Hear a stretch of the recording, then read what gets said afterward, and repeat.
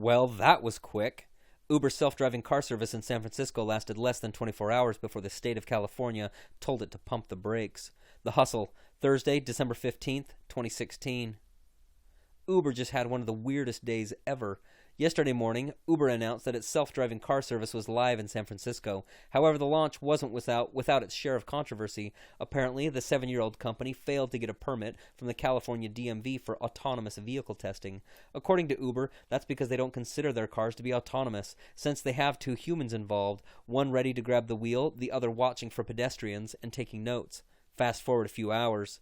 A video was uploaded to YouTube that shows one of Uber's modified vehicles running a red light, and we're not talking about a questionable offense here. It's pretty darn blatant. Then, around the same time, a Lyft rider tweeted that a self-driving Uber had just lurched into the intersection, nearly hitting that car she was in. Doesn't look like Uber ever responded to the second incident. Maybe they think it's their competitor Lyft trying to blow up their spot? But here's their response to the video. This vehicle was not part of the pilot and was not carrying customers. The driver involved has been suspended while we continue to investigate. Okay. And it only got worse from there. The California DMV, clearly frustrated by Uber's utter disregard for the rules, sent a letter saying that the company must cease operating its self-driving cars. They then added, if Uber does not confirm immediately that it will stop its launch and seek a testing permit, DMV will initiate legal action, including, but not limited to, seeking injunctive relief. Ladies and gentlemen, we present to you the worst first day in self-driving car history. Well, the only first day, but still. Social media. So bold. Yesterday in Amazon. Wednesday, December 14th was a big day for the Bezos empire, though you wouldn't know it by the look on Jeff's face during Trump's tech meeting. It's like he's feeling sad and frightened while contemplating his own existence, all at the same time. Anyway, on to yesterday's news. The first Amazon Prime Air drone delivery has been completed. Yesterday morning, Amazon announced its first successful delivery by drone. Here's the video. The recipient was some guy in the UK named Richard, who ordered an Amazon Fire Stick streaming device and a bag of popcorn. Great combo, Dick. And apparently it took all but 13 minutes to arrive. Now, before you get too excited, this was part of a private trial for Amazon customers in the Cambridge area of England, where there's a fulfillment center nearby and a ton of open space for drones to land. Therefore, it would appear that we're still months, maybe even years, away from drones making deliveries in places like New York City, where they'll be dodging telephone poles and landing on pigeons. That being said, there's no denying the importance and overall awesomeness of this event. Dear future, we have arrived. But Vegas isn't about to be outdone. Hey Alexa, is this the real Caesar's Palace? The Wynn Las Vegas just announced that it will put an Amazon Echo in all 4,748 of its hotel rooms by this summer, allowing guests to control things like the TV and room temperature all via voice control. I have never, ever seen anything that was more intuitively dead on to making a guest experience seamlessly delicious, effortlessly convenient than the ability to talk to your room, said CEO Steve Wynn. That does sound pretty delicious. Unfortunately, or fortunately for privacy reasons, any commands tied to your personal account, like playing music or buying things on Amazon, will be disabled for now. Anybody else feel like this is a massive, massive win for Amazon? Not only did they just sell close to 5,000 Echoes, and they'll sell plenty more once this catches on in the hotel industry, but this is also the perfect way to introduce the device to potential customers. Social media. You good, Jeff? Super Mario has arrived on the iPhone. With the release of Super Mario Run today, Nintendo is finally jumping headfirst into smartphone-centric mobile gaming, and their promo video has us amped. The game has the same look and feel of old Mario, Goombas and all, but features simplified, touchscreen-friendly controls, which just makes it that much more addicting. Tell us more, you guys, right now. Along with the pared-down controls, the game's short levels, only a minute or two long, make the game feel exciting and twitchy, but also strangely satisfying. It's like filling a to-do list with lots of tiny tasks. You check off more things and inevitably feel more accomplished. Plus, Nintendo's being a G and trading all those pesky in-app purchases for a single upfront cost of $9.99. Nintendo's back, baby. In true Nintendo form, the game seems perfectly balanced between simplicity to hook you and complexity to keep you coming back. And if all 20 million people on the waiting list download the app, that's $200 million in sales for the company. Not a bad comeback after their big miss with the Wii U back in 2012. It's also about the brand. Beyond the success of the game itself, pivoting to mobile is a great move to help Nintendo introduce their characters to a broader and younger audience. The success of Niantic's Pokemon Go has already revitalized the brand and opened the door for new channels of monetization like clothing, toys, and dare we say, a Pokemon movie reboot? Social media. It's a me, Pikachu! Magic Leap's elephant in the room.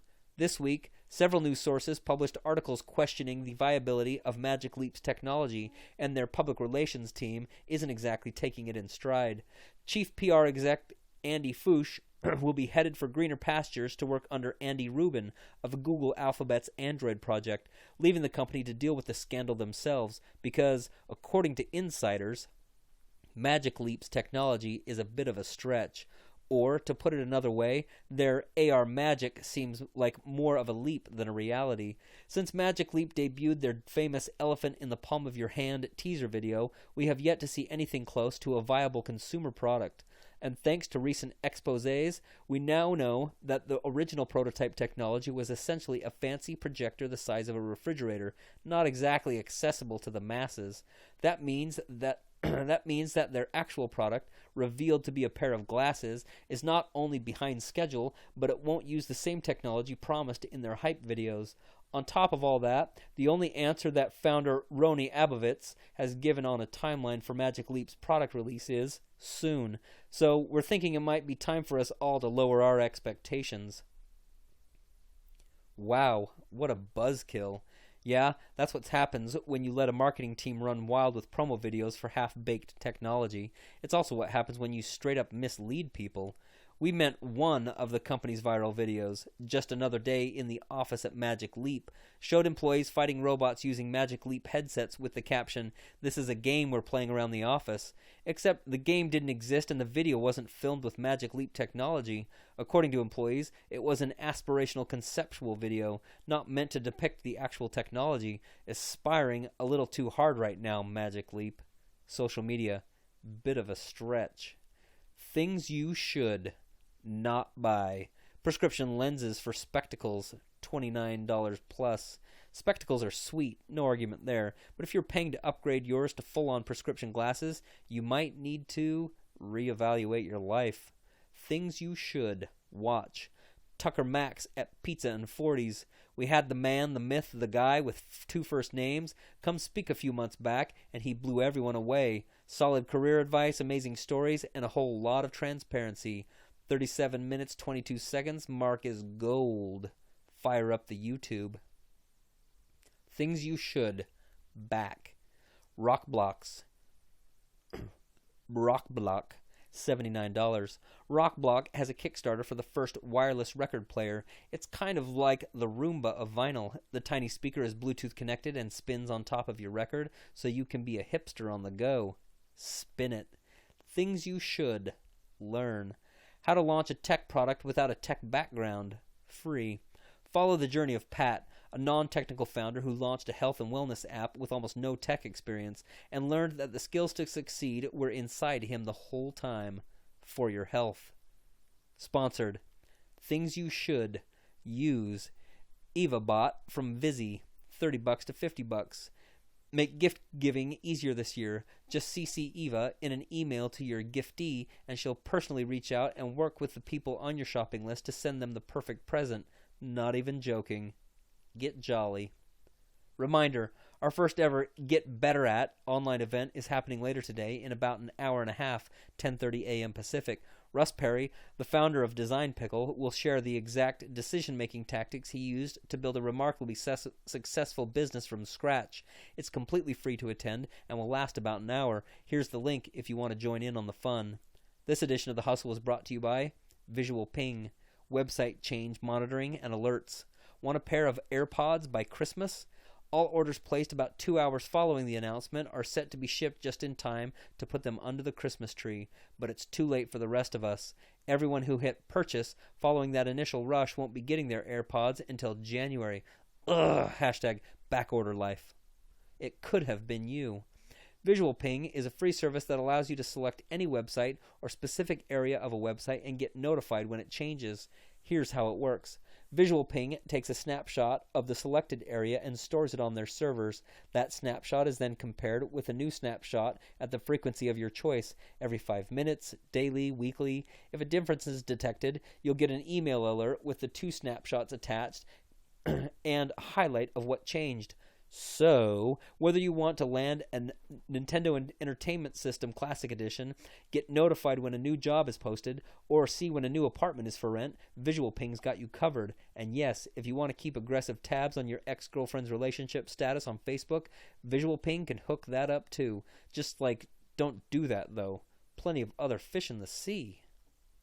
The Hustle. Subscribe, jobs, advertise, ambassadors, events. Kendall Rolling Stop Baker, writer. Lindsay Quinn, sleuth. John Havel, editor. Sue First, staff mediator. You opted in by signing up, entering a giveaway, or through divine intervention. 1381 9th Avenue, San Francisco, California, 94122 in the United States. 415-506-7210. Never want to hear from us again? Break our hearts and unsubscribe.